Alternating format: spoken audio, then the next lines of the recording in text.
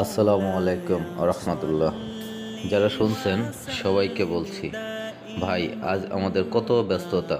আমরা সকালে উঠে জবে চলে যাই, সারাদিন কাজ করি, বাসায় ফিরি, বাসায় ফিরে বাসায় কাজ করি, বউ বাচ্চাকে সময় দেই, আত্মীয় স্বজন বন্ধু বান্ধবের সাথে আনন্দ বিনোদন করে অনেক সময় কাটাই। কিন্তু চিন্তা করি না কবরে গেলে কি হবে আমাদের।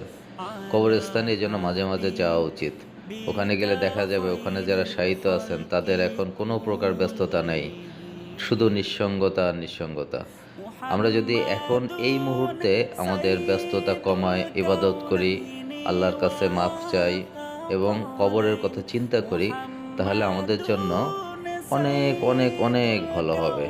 যখন কবরে যাব তখন যেন আমরা জান্নাতের বাগানে থাকতে পারি, সেই ব্যবস্থা এখন জীবিত থাকা অবস্থায় আমাদের করে নিতে হবে।